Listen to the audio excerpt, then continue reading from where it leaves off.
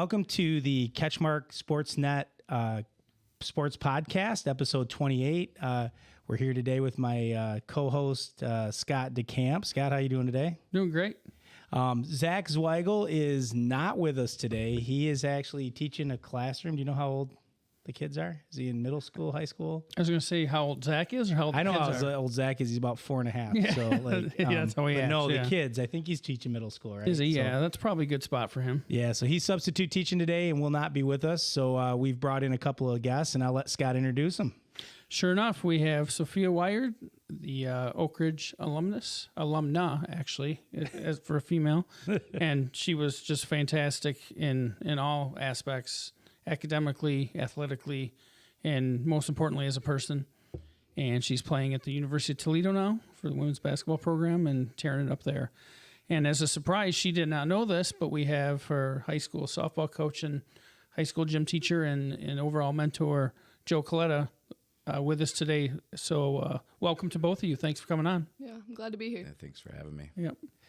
So it's really heavy blue schools here, by the way. You know, like the West Michigan Conference gets a lot of crap for that, but Oakridge, Ravenna, and Montague represented in the office today. So, Sophia, I have to say I'm a WMU alum, so the Toledo. I mean, take it easy on my Broncos. Yeah. You know what I mean? So.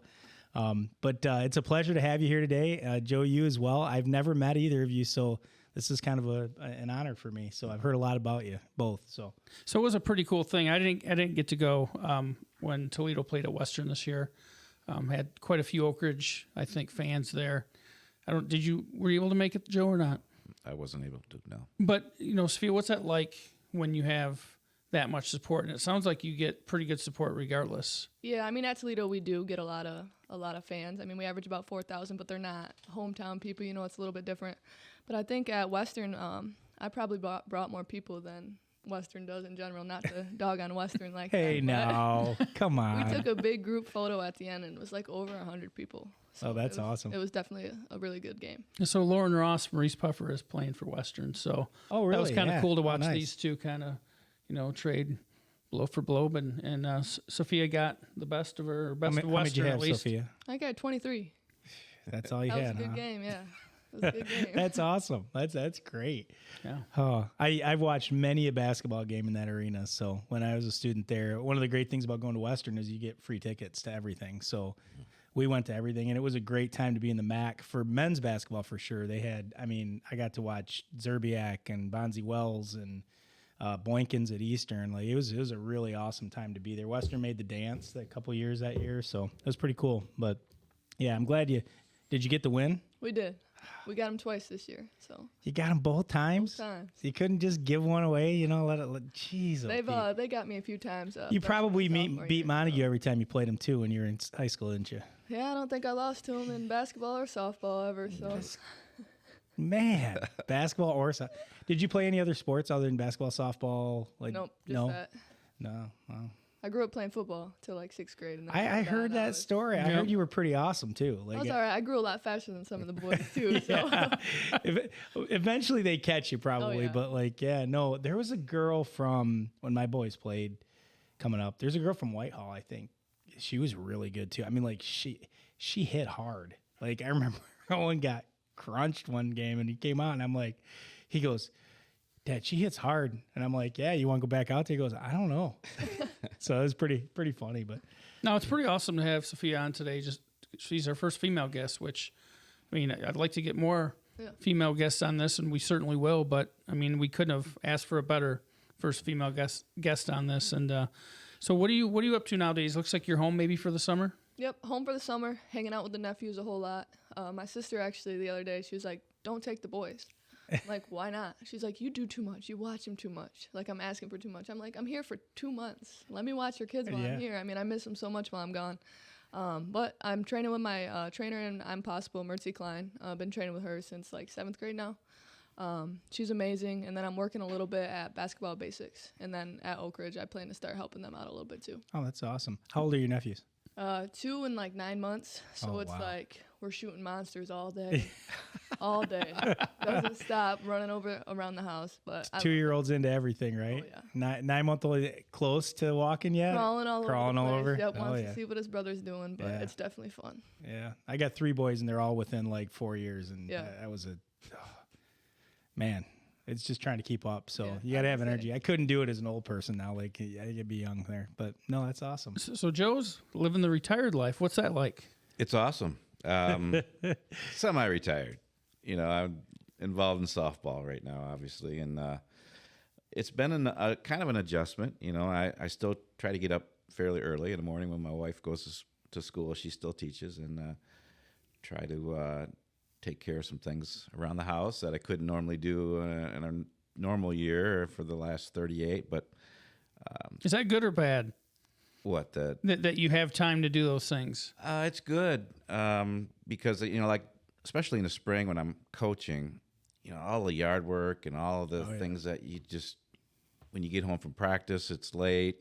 That's the last thing you want to do. And on the weekends, we're usually playing in a tournament somewhere. So you just put that off until June, and the yard looks like really neighbors bad. are mad. Yeah.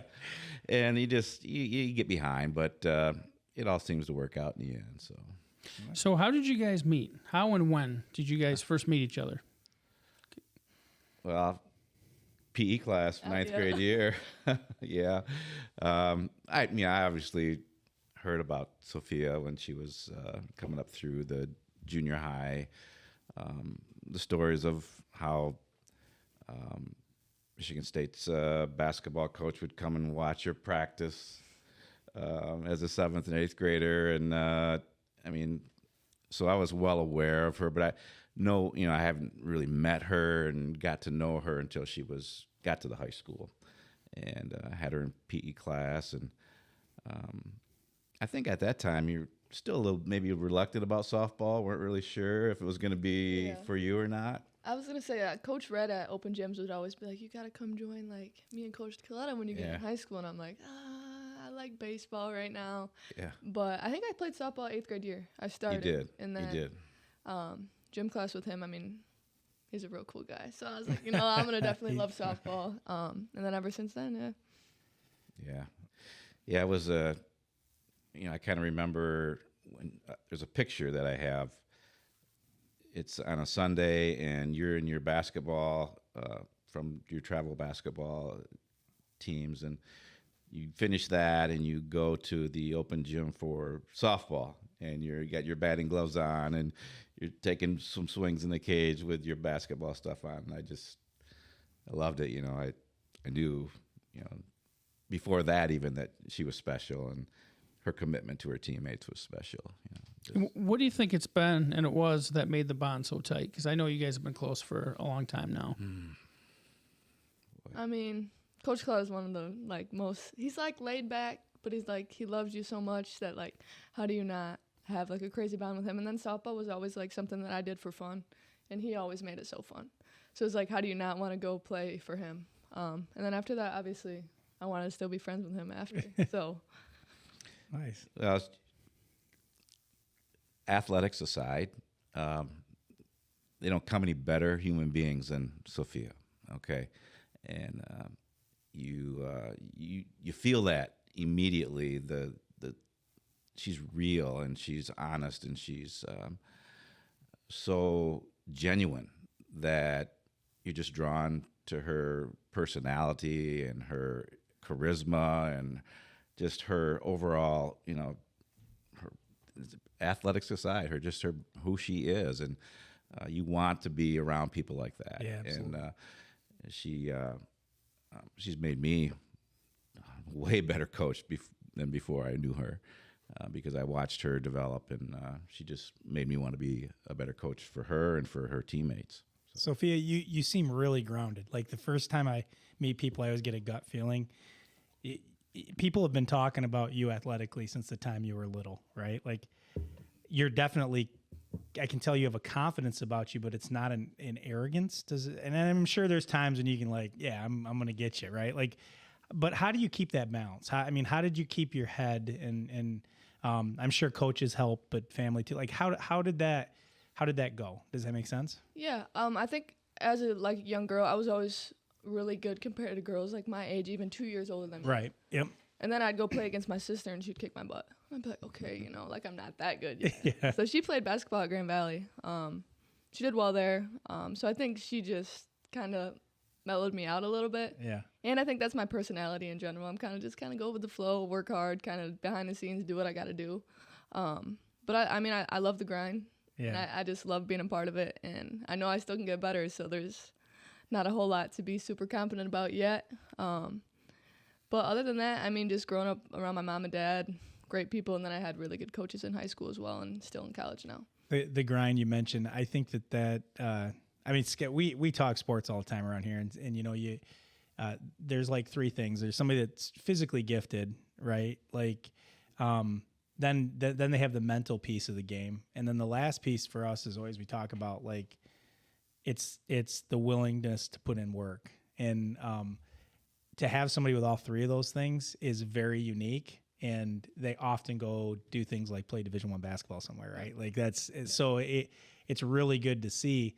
What kind of I guess a long-winded way of asking a question, but what kind of tips or advice would you give to the kids out there that maybe have one or two of those things? What does the real competition out there look like, and what do you do to make sure that you're ready? You talk about growing and getting better, right?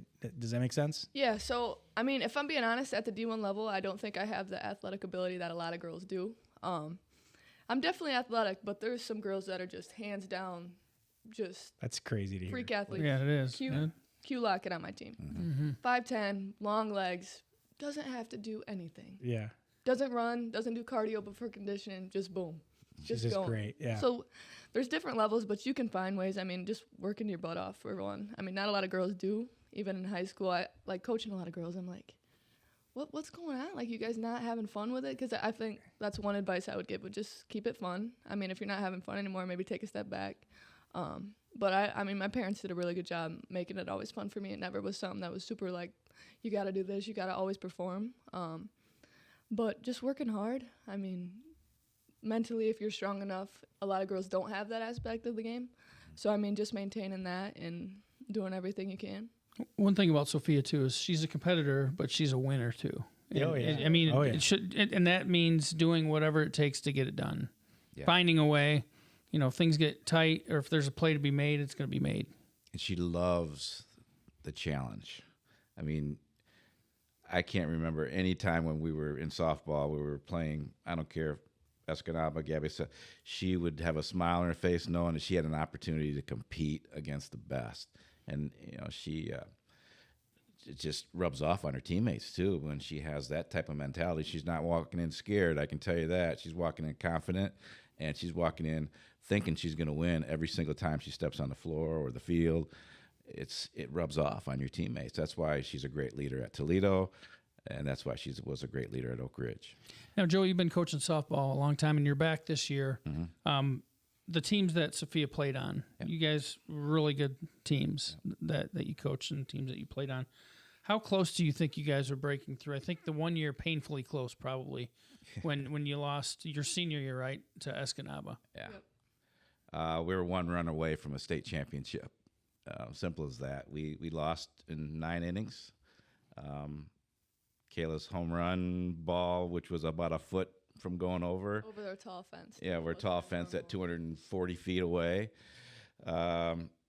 facing a girl that was throwing 70 miles an hour who's playing at Wisconsin right now.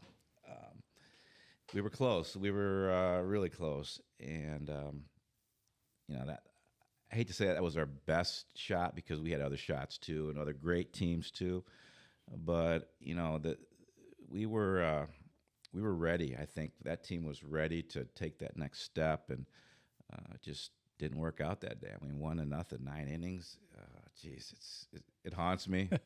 It haunts me still. Don't you think that sometimes is what keeps you motivated though? those Yeah.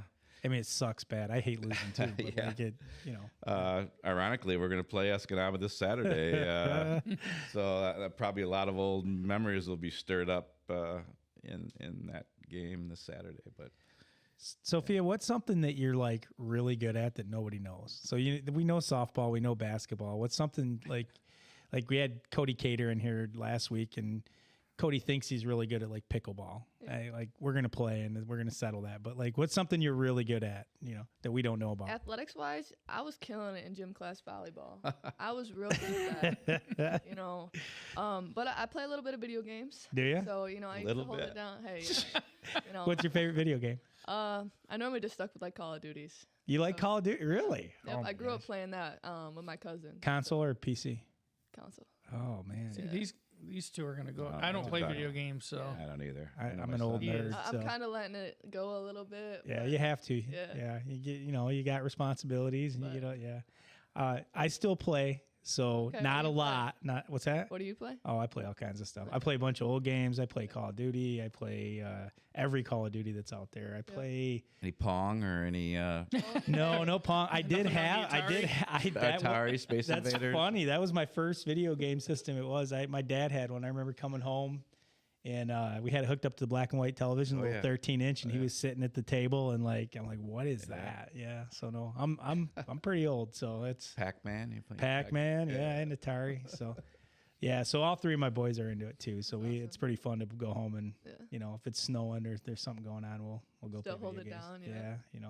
One thing that you were talking about what she's good at besides basketball and softball and powder puff football, her senior year was ridiculous. I mean, she felt sorry. I know I could tell you felt sorry for the rest of the girls because they could not catch you to get the flag. And you would like run from one side of the field to the other, and they would just chase you, and you'd stop, and then let them get close. Then you'd run, and then they'd chase you some way, and they never would catch you. And she was so nice to them, though. Every once in a while, she'd let them grab her flag. I was gonna say because I loved them too. I think we were going against the sophomores at that point. It was like Emma Fry, all the Fry girls, and I grew up coaching them too with my mom. And we just were dogging them, but it was like we gotta win, we gotta do it. Yeah. So Joe, you've kind of touched on this, and you've seen a lot of good athletes come through Oakridge, a lot of great female athletes. Mm-hmm. What sets Sophia apart? I mean, you've already kind of touched on a lot of those characteristics, but how did you know? When did you know this one's different than even the rest of the good ones that we've been around? Oh, I think it's the way she makes others better. That's to me the true sign of a great player. I mean, you can be the best shooter, the best passer, the best rebounder, but do you make your teammates better? Yeah. As a result of what you do on the field or on the court? And she's just, the other girls would rise up to her, and if they didn't, she would be vocal and let them know they better get it together. Yep. Because she held herself to a high standard, obviously, and she expected her teammates to play to that level, and they responded and respected her verbally and her actions because they saw that she was putting the time in. But I think her ability any athlete, if they can make their team better, then just because of they're on that team and they can, not only put their money where their mouth is, but they can also do it. She was just the best at that. It's just, like I said, she made me better. She made me better as a coach because, I just watched her go about her business and the way she conducted herself. And I just wanted to be better to make her better in some way, some shape or form. So that to me is what sets the good from the great. Yeah, absolutely. So who was your nemesis? Did you have a nemesis? That's a good question. Growing up, playing sports locally, regionally, whatever. Well, softball is definitely Escanaba. I think we lost to him 3 out of my 4 years, maybe. Or was it all 4? All 4. Yeah. And junior and senior year, it was like we were always so close. Yeah. And it was like one girl was beating us. Yeah. The pitcher. Yeah. In basketball, probably in conference was Whitehall, even in middle school. And then they did get us 1 year. I fouled out. They got us in overtime. I think they ended up beating us by like 10 in 2 minutes after I fouled out. I kicked a chair over. That's how deep it was to me. I was like, oh. But definitely I would say Whitehall and then Escanaba. That snapped. You guys had a pretty good winning streak going Yeah. then, right? Yep. When that was snapped, yeah.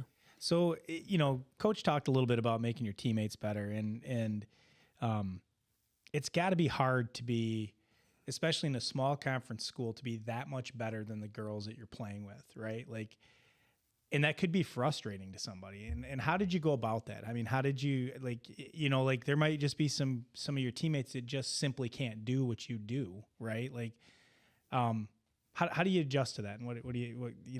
I think it made it easier playing with people that I loved. Yeah. Like I was really close with everybody that I was playing with. And I kind of knew what they were good at. So, I mean, sometimes I'm not throwing it to you. I know you're going to turn it over. Something like, and I think it helped being a point guard, too. Yeah. Bringing the ball up. Like, You're I kinda controlling have the that flow. control. Yeah. Yep. But, I mean, I had people that stepped up, repassed during our regional final game, had 22 points. Hit, like 6 threes. Yeah. So I had people that could do stuff. Obviously, it was a whole different world when I went to college. Yeah. But I did have people that they put in just enough time to be decent. But at the end of the day, I loved them. So regardless, it was just fun playing with them. Joe, what are your favorite stories that you like to tell about her? Like, was there a moment that was kind of like a Sophia moment, or any kind of one defining exploit, something maybe she did physically or maybe not physically, but whatever, where you're like, holy cow. Oh boy, there's a lot of them. I mean, a lot of on the field. She would make plays. After a while, you would just come to expect it. Routine ground balls, or at least she made them look routine. Fly balls, which seem to be the toughest part in the softball game. The pop-ups on the infield, they're a challenge. Not only for high school, but I've seen college girls drop those pop-ups on the infield just this weekend, and she handled them like Alan Trammell, for the Tigers Hall of Famer. Nothing really particular stands out because she just was so consistent, and she probably would tell you she wish she could hit a few more home runs. For sure. For sure. But when she started to try to do that, then her average would go down. So, but defensively, she just, again, she made everybody better because she could tell others where they needed to be, intelligent on the field and on the court. She's just a student of the game. But no, I can't really pick out. I'm pretty mellow. I didn't do nothing that was like, ha, ha, ha. I was just like, get it done, have fun, joke around, but nothing crazy. Now, she's fiery, I'm going to tell you, and I can't really go into detail on some of the things that would come out of her mouth when it was needed to be said. She would always say the things that I wish I could say to the girls. Thought you'd be like, she would tell me that a lot. I know what you're thinking, Coach. I got it. I got you. And so I just would walk away. And how much of a luxury is that when you have players that just get it and they can do that? They can deliver those messages. Yeah, it's gold. It's coaching gold. And you can't really make someone do that. It's got to be something that's inside of them that they choice too. They got to choose to do that. Yeah, and they've got to know how to say it without offending people. Yep. Because sometimes a kid can really mean well, but they just don't know how to express themselves, and they can really hurt some feelings or distance themselves from their teammates. So it's a kind of a fine line, that they have to follow to. If they're going to be that type of leader, you got to know when to step on the gas and when to back off. And she has a great feel for that. And I can see it in her when I watch every single one of her games on television at the college level. She has that knack to look you in the eye, and she's always great at looking people in the eye. And her eyes get big, and she's really adamant about what she's saying, and they respond. They just respond to her and her coaches. I know I watch her coach, how she communicates with Sophia too, and it's just really fun to watch that dynamic between her and Coach Coletta at Toledo. I mean, really impressed with her as a coach. She's I'd like to meet her sometime and kind of pick her brain a little bit, but I know she relies on Sophia heavily to get that message across when she can't too. So Sophia, what was the biggest when you jump from high school to college, what was the biggest hurdle? I mean, like, what's the one thing that's been the toughest to adjust to? Freshman year was tough. Yeah. Like mentally, not playing 40 minutes a game. Right? Yeah. In high school, I don't think I ever came out. No. Yeah. So it was like I was learning a lot, and you mess up a lot, right? You're just constantly messing up, and it's like hard to not be like you're like not doing anything right. So just battling, like it's okay to mess up. You're learning a whole lot. While you're on the bench, be a good teammate. You don't know when you're going in. Freshman year, it was like I was playing 15 minutes a game. Sometimes I was playing 5. Sometimes I was playing 20. So just always staying ready. But I think the biggest jump was playing people that are just crazy good. Yeah. They're more athletic than you now, so you got to find ways to score in that way. But also just playing with people that you never played before with. You got to learn what they're good at, what they're not good at too. So you're kind of analyzing that as well. That's pretty amazing. It like that's one thing I've talked about. A lot of people that are a lot of athletes that make the jump, especially from a small school, like where you're and they go to that next level. How do they handle not playing a lot, right? Like, cause you're so used to now.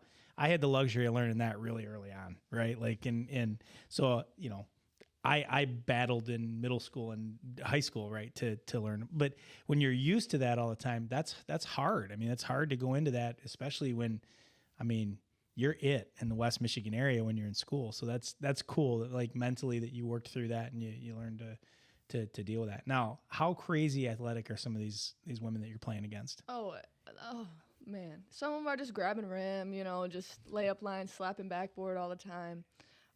But I like to mention Q. Q's one of my best friends. She's my roommate. I roomed with her freshman year, and I'm still rooming with her now.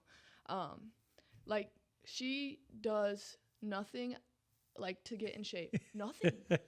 And she's gonna be mad at you. She's be like, you make me seem like a lazy. Like, you're right. She'll go play basketball all day. But if you tell her to go lift some weights or go start running to get ready, nothing. But guess what? She's the first in every sprint, first in everything. Like, that's just awesome. Something that's like athletic ability. Like, she has it. Yeah.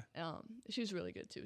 Were you surprised by the level of athlete at the next level, or did you I mean, you played a lot of travel, so I mean, you might have seen some of that. Like, I think I kind of knew it was coming. Yeah.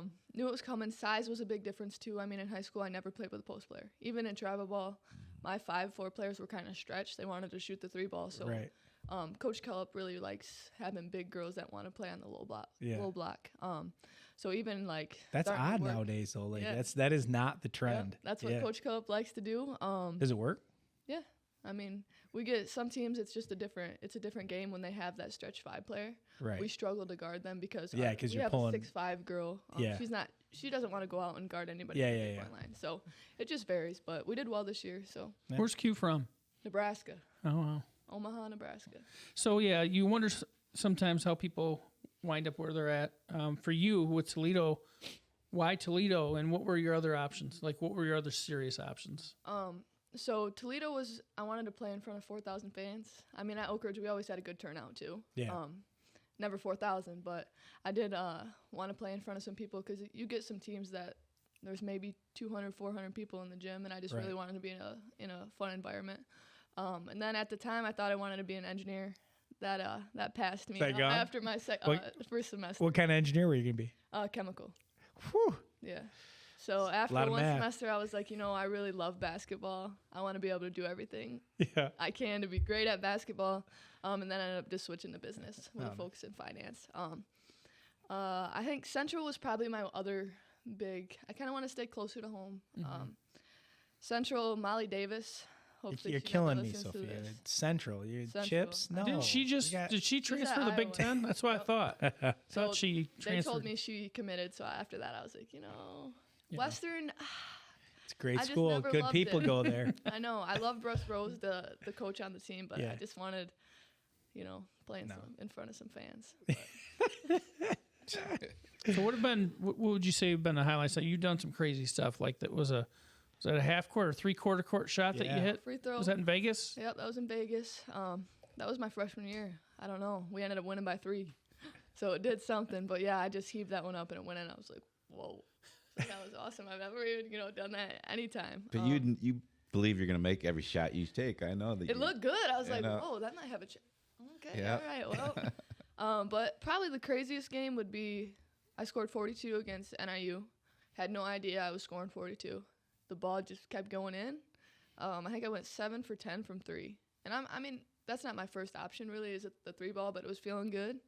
I think we ended up winning like 85 to like 80 or something. It was a pretty close game, which that was fun. But I mean, in conference this year, I feel like we had a lot of tough games. Buffalo was probably one of we knew we had to win that game to win conference was like the idea. So packing that arena and everything was definitely a fun experience. So how close and how competitive is the MAC and what you guys see compared to maybe like a Big Ten or somebody like that? You know, how close are those levels, do you think? Me and my dad were actually talking about this last night. I feel like there's like 4 levels in D1 basketball. There's like the lowest, and then Mid-American, we're right there, and then like Big Ten, like the bigger schools. I feel like we're always knocking on the door. Like even in the MAC, the top 2 or 3 teams are probably pretty close to being able to play at that level. I think Buffalo was holding Tennessee to a pretty good game in the tournament, the NCAA tournament this year. So we're always right there, but we never really get those chances. But this year we're playing Michigan and Duke. So those will be our real tests. Are you playing at Cameron? Yeah. What? That's amazing. So we get both of them, and then we'll flip-flop and play them again next year. So. You excited? Oh, yeah. It'll be fun. How many are you going to get at Cameron? Enough to win. Oh, come on, Sophia. You're too cool. Spoken just like Jeez, Come on now. Yeah. Enough to win. I love that. That's great. That's awesome. Those are great environments. Did you already get your ex-softball coach a ticket for any of those or not? A ticket to any game. He knows it. He's retired. He's gardening and taking care of I'm coaching basketball now. Oh, you are? What level? At Oakridge, I'm helping Morgan. Oh, nice. Morgan Gainings's War. Yeah. So I got a fun Bud getting story. Okay. So Bud, I played golf league with Bud for like 3 years. And I didn't know anything about Bud. That's the first time I'd met him, right? So I knew he taught at Hart. I didn't know who he was. And I moved away from the area for a long time, so I didn't see, while you were going to school, I didn't see a lot of the athletes that came through. And nicest guy you could meet. Bud is a great dude. Love what he's doing with hardwood, all of the stuff that he does. So I'm in Oakridge watching a basketball game. I want to say it was right before COVID. My oldest son, Connor, was playing in districts there. And I'm walking down the hall, and I look up, and I'm like, holy crap, that's Bud. And I'm like, so then I went out to golf league, and I'm like, all state this, all state that. I went out to golf league, and I'm like, Bud, you didn't tell me you were a legend. And he's like, a legend at what? And I said, everything you do. And he's like, not golf. But yeah, no, that's crazy. Yeah. You guys have put out some, I'll tell you, being a Montague guy growing up, I hated playing Oakridge. Gosh, you guys you were mean. You guys just got it. And it didn't matter the talent level of the team. They were going to bring it, right? I played against Red, and they beat us all 3 times. But as when you're in school, and especially when Scott and I were in school, right? You don't get to know the people from other conferences or other schools as well. You know of them. Some great people in Oakridge. I'll tell you, just as the years have gone by, I'm like, man, I wish I would have gotten to know some of them better. So, and I'm meeting 2 today, so that's good stuff. So I got to take it back to this topic because we were hoping to get Sophia last week on the pod, and then she says, well, I got to get some dental work done. So can you kind of explain to us what happened? So we were playing Marquette in the Sweet 16 of the WNIT. They're all 6'2", 6'3". I started off on a 6'3" girl. I was guarding their 4 player. So I'm battling the whole game, boxing these girls out. I'm tired, right? I don't think I came out the whole game. Boxing out. Grab the ball. It gets tipped from me, so I dive trying to grab it. There's 1 minute left. We're up by 10 at this point. Man. Grabbing it. Kira Goss was boxing this girl out that kind of got around her. It just fell on my face, right? So I kind of hit the ground. My left side hit the floor. She was probably 6'2". She was built like this, just a brute, okay? And I hit my mouth, my nose. But I got up, and then I felt my tooth was pushed back. And I'm a big teeth person. I'm no way. I said, ref, I'm sitting on the ground. I'm like, all right, ref, come on. So I ended up getting 6 stitches in my lip. 2 of my teeth got lodged back. So we were in Marquette, so we actually chartered to the game. So I went to the hospital, the emergency room, got my lip fixed. But I had to wait to get my teeth like pulled back to where they were supposed to be. So all night I can't close my mouth, so I'm sleeping, my lips Mouth all dry. in a hotel room. My teammate Cope, she was my roommate. She's like, "Are you good?" I'm like, "Yeah," just laying in bed, just trying to fall asleep. So I went to the dentist, pulled my teeth back. They like cement glued it. So I played in the next game. I think it was a Monday. It was like a Saturday game. Played next Monday. So they just cemented it. So just in case I got hit again, they wouldn't go anywhere. Played the next game with it like that, and then left it on for a month. And then I had to go back, and they took it off to see what like the next steps are. That's crazy. Man. Yeah. I the girl I dated in college played soccer at Western, and so like I remember she was playing. She had all kinds of injuries. Like she was playing one time, and the girl, she went up for a header, and she was coming forward, and the other girl was going backwards, and it knocked her 2 front teeth out. I mean, like they were barely hanging in. She came out, and she's like, she came to the side, she's like, "Is it okay?" And I'm like, No, it's not. No, you're probably not gonna have 2 front. And they fixed it. I mean, she emergency dental and like the whole 9 yards. It's crazy. That was the first thing Coach Ivy was looking at me. She's more of like an emotional coach, you know, like she was looking at me like. Yeah. And I was like, "Are all my teeth here? Don't lie to me."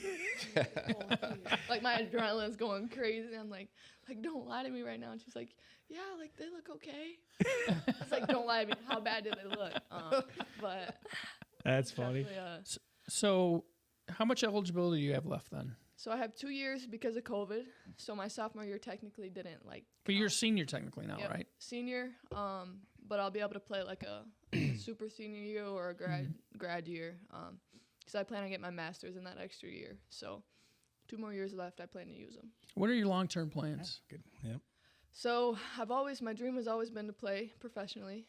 But after traveling a lot, I only want to go somewhere where they speak English. Which I don't know if that sounds horrible or not, but I Just get like a typical American. Yeah, I know it's horrible, but it really is. So hopefully I can go somewhere that I can play where they still speak English, and I don't feel totally out of my element. But if not, hopefully maybe continue training or get a job in finance. Mm-hmm. Where have you traveled? Where's the most unique places, I guess? So we traveled to Italy. Yeah, Italy's great. My freshman year, Mariella Santucci was from Italy, one of my teams. Oh, that's awesome. So we actually went down there. We went to like Cancun, Mexico too. Yeah. So just even those places, it's fun, but it's like, all right, after we were there for 10 days in Italy, and I was like, all right, I'm ready to go back home. Like, it's time to go home, time to see my family, eat a burger. Yeah. You know, so. Yeah, they don't have many burgers in Italy, do they? No. Yeah. That's funny. I was in the service, so we lived overseas. My first son was born overseas, and it's like Americans have like 2 reactions. Either they absolutely dive in and love it, and they're speaking the language, or they're like, yeah, I need to go home. Like we had a lot of them that were like, as soon as I can get out of Germany, I'm home. Yeah. I don't want anything to do with this, you know. And there they spoke. I mean, in Germany, all of them. I won't say all of them. Most Germans speak English pretty well. Yeah. So, but yeah, no, that's funny. That's cool. Speaking of home, we're gonna shift that topic right now. Joe, you a Ravenna native and a longtime teacher and coach at Oakridge, so you got blue in your blood, maybe a mixture of different shades of blue. I don't know. So how much of it is shaded Oakridge blue, and how much of it is still hanging on a little bit Ravenna blue? Well, Scott, that's a dirty question, man. Hey. Make the guy choose. put it this way: when we're playing Ravenna, I hate them. That's good. Yeah. But when we're not playing them, I still have to go out there. I still get to go out there, I should say, because my mom and dad still, at 92 years old, live in the same house that I grew up in. That's amazing. I try to get out there as often as I can to spend time with them.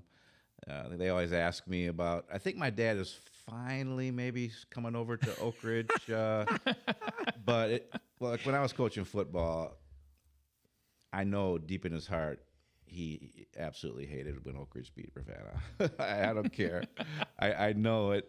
He was running the clock too, by the way, and I always told Jack Sugars, I go, don't expect any favors from the clock because my dad's running it and he's not gonna be favorable to us, you know. So that's a whole nother story. But no, I feel like it's the best of both worlds. You know, I grew up there in Ravenna, had a great childhood, great experiences in high school. I had some great teams, great friends. But then when I crossed over to Oakridge, that all changed really fast. A lot has to do with the fact that I coached with Jack Sugars and the success that we had with football. I mean, I couldn't have done that any other way, half-heartedly. You know, I had to be all in. Yeah. And I did my darndest to be all in, and we had some success. And then I just got kind of ingrained in the community. Such great people, like you mentioned there, and great kids. I mean, come on. Just the list goes on and on of the kids that I've had a chance to work with. And so, you know, I mean, I know when you're in it, right? Like, because we're all from different schools in this conference, but when you're in it, it seems like there's this huge distance. I remember going to college, and the people that I sought out were the Oakridge kids, the Whitehall kids, you know, like, I think like we all have similar experiences, right? Like it's not different. Like, you know, now come Friday night or Tuesday, you know, like it definitely going to compete, but great people. So I visited with the long-standing baseball coaches in the West Michigan Conference. You've got Brian Wright, and that's where I'm going with this. Is he's one of those four. He's in his 41st year coaching baseball at Shelby, which is crazy. Incredible. You played sports with him. You grew up with him, right? Yep. I mean, and probably grew up not far from him, like a few doors down, probably, right? Yep. So, I mean, what was that like growing up with him? And I mean, I think you're the only Ravenna baseball team to get to the finals, or was there one other? Only one. I thought you guys were the only ones. Yeah. 76? Yep. 76, yeah. Scott, you tried, didn't you? You got close. We got close, but we weren't. We didn't semis? make it to where they you made were semis, right? We got to the semis. Yeah, the 71 team got to the semis, too. Yeah. My oldest brother was on that team. But, Brian and I are great friends. And we grew up, we were each other's hitting coach, pitching coach.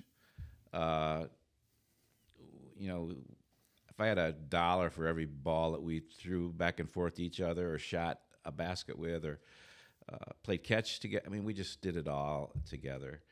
Played on the summer teams together. Once he graduated, he went to Grand Valley and played baseball. I went to Ferris to play baseball, and we competed against each other then.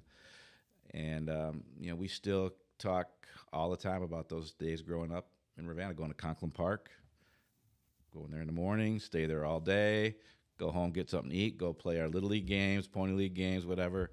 After that, we'd go back to his house or my house, play more catch, shoot more baskets. Just that was the way of life. No video games in there? There was no video game. I know. I was messing around. No video games. It was really, you know, at the time, it was just what everybody did. Yeah. And now looking back, I think, man, how lucky were we to be able to have that bond. And, you know, we competed with each other, but we made each other better because of it. You know, That's awesome. Yeah. That's awesome. Yeah. So at Oakridge, how many years total have you coaching? Spent? Well, teaching, because you retired. When you retired, how many years did you have in? 38. Okay. Yeah, this is my 40th year coaching this year. Wow. What are your proudest achievements? And that's a tough question too. I know it is. Yeah. Obviously, you know, winning some state championships in football were pretty special. There's that awesome photo. Is that with you and Ty? Yeah, that's my last game. Right. That's an incredible photo where you're walking off the field together, holding his hand. Yep. That was just a great day. I mean, beating Lumen Christi. Was that when Ritz went crazy? Oh, yeah. That was maybe one of the most impressive single player performances I've seen at the state finals. I've been going a long time. Yeah. And he was running all over those guys. Yep. So that, you know, obviously football, there wasn't anything left really that I hadn't accomplished or we hadn't accomplished that I thought like, man, I really wish we could do that. But I'd have to say, bringing this softball program from where I started, where everybody just beat us like a drum, to where it is now, I'm very proud of that. That's good.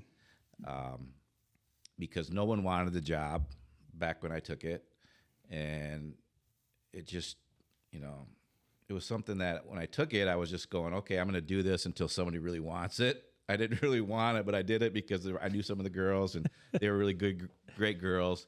And I hated to see them get stuck with somebody that just didn't really want to invest the time. So I took it, and lo and behold, it got into my blood. And I started to learn, because I didn't really know a lot about the softball game. It's different than baseball. And so I started to become a student of the game, asking, just like in football, asking people who knew something about it. Got Red Pastor involved. He's very knowledgeable on the softball game, and just slowly started to get more of the athletes playing softball, and got them excited about it. And that success finally came, and really was Morgan Giddings' group in 2014 that kind of turned that corner to where we made it to the quarterfinals, and it just kind of took off from there. And then here we are today, and I'm really proud of that process. That's amazing. So when you talk about the Oakridge Ravenna thing, I mean, Oakridge has been established now as a dominant softball program. Ravenna's kind of on the upswing now. They got a really good program now too. They both have bright futures. I mean, how interesting is that? And maybe you don't look at it that way because you've been so involved with Oakridge for all these years that maybe you don't think about, oh, that's the hometown. Now we got to take them on. They're getting the program going, and it's us. Now, granted, there's a different dynamic, as you mentioned after I talked to you at the city tournament about how you'll be in different divisions in the conference. Yep. I don't know if you guys still have plans to play like non-divisional stuff, but I mean, how interesting is that, just to see how that thing is going now and where it could go in the next few years? Yeah, it's good. I mean, with the league splitting now, I was just looking at how it's all going to shake out, and I'm hopeful that our division is going to be competitive in softball like it is now or has been. I don't know a lot about, Ludington and Fremont and Manistee, and so that's going to be different. And as far as the crossover, I don't know if there's going to be any crossovers. I know we try to schedule our non-conference games as difficult and as challenging as we can get, and certainly Ravenna would fall into that category of being challenging. So it's just a matter of how the schedule works out. The conference, it's all new. It's going to be really different. Be interesting, won't it? Yeah, it's going to be different. I have mixed feelings about it. Yeah, I can tell. It's I get it. I understand a lot of the reasoning why we're splitting and adding teams, but the West Michigan Conference to me is going to be the 8 that we have now. Yeah, and that's what I played when I was a kid, and that's what I grew up coaching in, and so yeah, I think I feel exactly the same way as you do. I think it's good. It's something good that the conference is recognized to want to expand. Like there's other teams that want to come and be involved, but yeah, it's also nostalgic. Like those 8 teams. It's. On that topic too, West Michigan Conference. I kind of wanted to shift it to who are the best athletes that you guys have seen, either growing up or playing against. Obviously, Joe's got a little bit larger sample size to draw from than you do. Yeah, I was gonna say I grew up watching. As do I. So I'm kind of right there with Joe. So. Morgan Giddings and Kiara Wiard for me were probably the biggest. I think it was like Boo Bash. I was really young, but I knew she was good. And like Vanessa Decker, like always. You don't get a them. better sports name than that either. Boo Yeah, Bash. I know that does sound good. That's pretty awesome. Yeah. But definitely them 4 on the basketball court was just those 2, especially Morgan and Kiara, were 2 I looked up to. And I wanted to be just as good as them. And I was playing against them. They were kicking my butt, stealing the ball from me all the time. So those 2 were definitely my biggest role models. Can you beat your sister now? For sure. I could have beat her. I hope she hears this. I could have beat her. I love sibling rivalries. Every time you add, I knew it. Look at she's. Your sister seems pretty fiery though. She seems pretty fiery. She's very fiery. Yeah. That's awesome. So I told you I got 3 boys. We've had fist fights in the driveway. Yeah. We've had they come home. They're golfing right now, and they come home every day, and I'm like, I can't take it anymore. You guys got to stop. Maybe you should play something else because something different. Wait a minute, golfing? Didn't they both get you over the weekend? God, it was terrible. It was yes, they did. They both beat me. Now they've both beat me, and we can just get it over with, and I can go back to kicking. Is this going to be a regular thing or no? It is not. Well, they've played. They've been playing since January. I've touched golf clubs 4 or 5 times. least you've touched them. I haven't even got mine on well, the basement yet. spring sports that's tough. So Who are the best athletes you've seen, be it male, female, in your time, just coaching, playing, At Oakridge, etc., just anywhere in the conference? Yeah, the girl sitting next to me is, if not the top, she's right up there. I can't say enough good things about her, but I always use this analogy at Oakridge anyway. When a parent comes to me and says, "Oh yeah, my son or daughter is going to be the thing," I said, "Well, here's what I always do. I use this as a measuring stick. Is she better than Sophia Wiard?" And they go, "Well, no." Okay, that's the Division I level. Okay, is your son better than Jamie Potts? yeah. Well, no. Well, that's the standard for the males at Oakridge. But then you got Bud Giddings. Yeah. I mean, Bud Giddings, I don't care what sport you're playing, ping pong, he's phenomenal. Phenomenal. And just for the record, Bud, because I know Bud listens to the podcast. Yeah. He's a good golfer now. Last year he had 4 birdies and 9 holes. He's starting to tick me off, to be honest with you. But he's a great athlete. Yeah, he's the guy that would walk into a room and he'd probably look like the most non-athletic guy. Yeah, he's not a big guy. No, yeah. But he steps onto the court. He goes onto the field. Just an unbelievable pitcher, left-handed pitcher. Just knows how to win. He knows how to win. And he's another one that set the bar really high. Going back a few years, I remember Paul Griffin. Yeah. Watching him when I was in 8th, 9th grade. I'm kind of biased, but my brother was a really good basketball player for Ravenna. He scored 50, 52? 50 in one game, yeah. Went to Ferris and did really well at Ferris. There's been a lot of great football players go through the conference. So, that's a good question. I'd have to think about that. But for me though, for he didn't Oakridge, mention you, Scott. I don't know. We're talking about great athletes here, Brent. Come on. So one thing about the Ravenna Oakridge thing is because their school districts butt up against each other. Yeah, for sure. So there are always these times as a Ravenna fan or whatever, you're like, what if together? What if Tim Postmo went Yeah. to Ravenna? What if Jamie Potts went to Ravenna? What if Leroy Quinn? And I'm sure it might have worked the other way too, but it just felt like it was always the other way. Like, dang it, one player away from maybe, getting another state title or whatever. But Yeah, well, we're one of the only schools though that don't take school of choice. Mm-hmm. So when we do something at Oakridge with championships, they're Oakridge kids. I love it. And we don't have, I see these schools who are adding players, like it's the transfer portal in high school, and I'm going, man, if we accepted those schools of choice kids, who knows, but we don't. And I don't know many schools in the state of Michigan that can say that they don't take school of choice, but Oakridge doesn't, and that's the way it is, and we live with it, so. no, that's a real rarity. You don't see that very often. Not very often. Mm-hmm. Well, Sophia, Joe, it's been a real pleasure to have you on the podcast. You are both welcome back anytime and every time you want. Sophia, I hope you keep tearing it up, and go ahead and beat my Broncos. It's okay. I'm giving you permission. Joe, I'll see you around, I'm sure. I'm surprised I've never met you before. Just when we're around, and I appreciate you guys coming in and taking time with us. Scott, any last words? No. Nothing right. left. Which is rare for me. All right. So I got to thank Van Dyke Mortgage and North Grove Breweries, our sponsors. Things like this can't happen without them and without their support.